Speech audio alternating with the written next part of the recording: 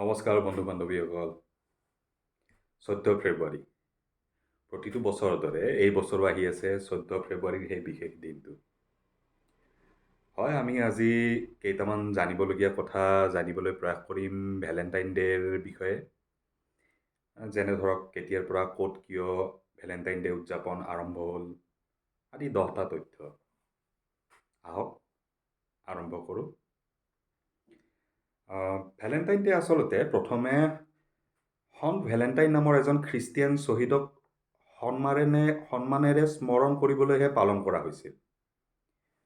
আৰু তেতিয়া ই কোনো ধৰণৰ আজিৰ দৰে প্ৰেমৰ দিৱস নাছিল। পাছলৈহে ই সাংস্কৃতিক, ধাৰ্মিক আৰু ব্যৱসায়িক ভিত্তিত প্ৰেমৰ দিৱস হিচাপে উদযাপন হ'বলৈ ধৰিলে। প্ৰথম অৱস্থাত ই কোনো প্ৰেমৰ দিৱস নাছিল, মাত্ৰ এজন খ্ৰীষ্টিয়ান শ্বহীদক সন্মান জনাবৰ কাৰণেহে পালন কৰা হৈছিলে এই দিৱসটো। তাৰপাছত লাহে লাহে ই প্ৰেমৰ দিৱস হিচাপেও পালন হ'বলৈ আৰম্ভ কৰিলে। ক'ত কেতিয়া কেনেকৈ আৰম্ভ হ'বলৈ ধৰিলে আমি আগলৈ জানিবলৈ পাৰিম। 2 নম্বৰ তথ্যটো হ'ল সন্ত ভেলেণ্টাইনৰ বিষয়ে বহু গল্প পোৱা যায়।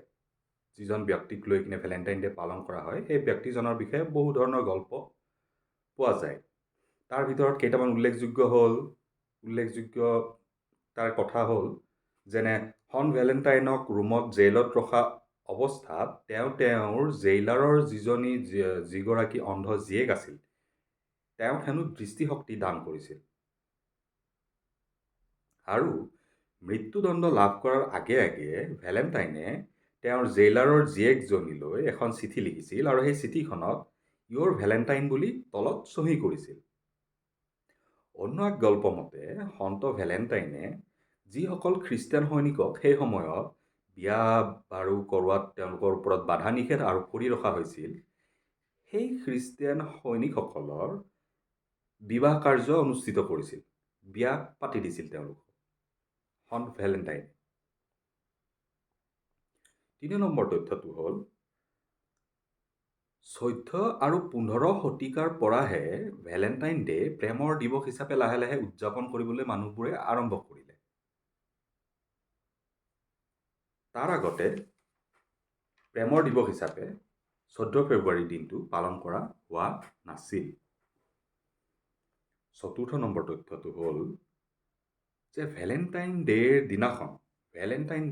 14 ফেব্ৰুৱাৰীৰ দিনাখন কোনো দেশতে কোনো ধৰণৰ চৰকাৰী বন্ধ নাথাকে।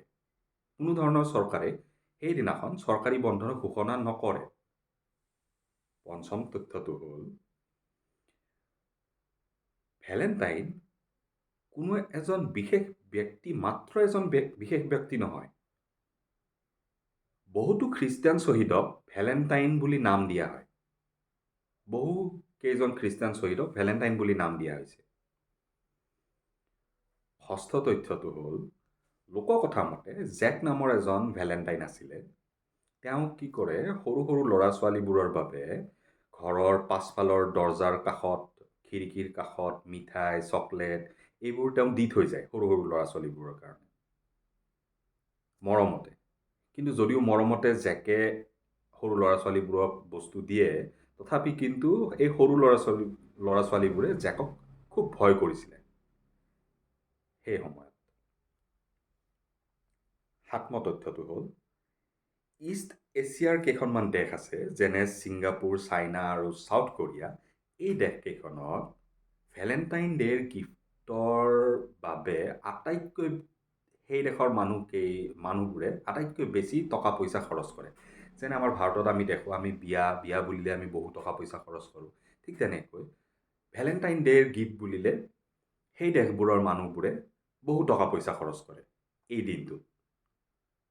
8ম তথ্যটো হ'ল নেশ্যনেল ৰিটেইল ফেডাৰেশ্যন নামৰ এটা সংস্থাই চলোৱা সমীক্ষাত প্ৰকাশ পাইছে যে 2019 চনৰ পাছৰ পৰা বিভিন্ন কাৰণত ভেলেণ্টাইন ডে' উদযাপন কৰা মানুহৰ সংখ্যা আমেৰিকাত দিনে দিনে কমি গৈছে। অৰ্থাৎ আমেৰিকাত লাহে লাহে ভেলেণ্টাইন ডে' উদযাপন কৰা মানুহ কমি আহিবলৈ ধৰিছে। মানুহে উদযাপন নকৰিবলৈ লৈছে।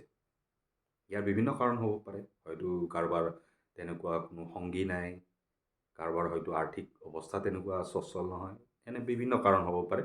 কিন্তু যিয়ে নহওক 2019 চনৰ পৰা লাহে লাহে কমি আহিছে। 9 নম্বৰ তথ্যটো হ'ল ভাৰতত বাৰু কেতিয়াৰ পৰা ভেলেণ্টাইন ডে আৰম্ভ কৰিলে, মানুহে পালন কৰিবলৈ আৰম্ভ কৰিলে। ইণ্টাৰেষ্টিং তথ্যটো হ'ল ভাৰতত 1992 চনৰ পৰাহে MTV আদি টিভি চেনেলৰ জৰিয়তে মানুহে ভেলেণ্টাইন ডে'ৰ কথা জানিব পাৰিলে আৰু তাক পালন কৰিবলৈ আৰম্ভ কৰিলে। 1992 চনৰ আগতে ভাৰতীয় মানুহে এই বিষয়ত বৰ বেছি অৱগত নাছিল।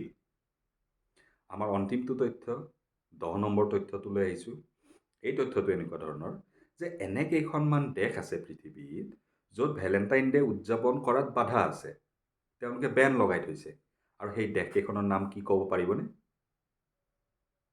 হয়, ইণ্ডোনেছিয়া, পাকিস্তান আৰু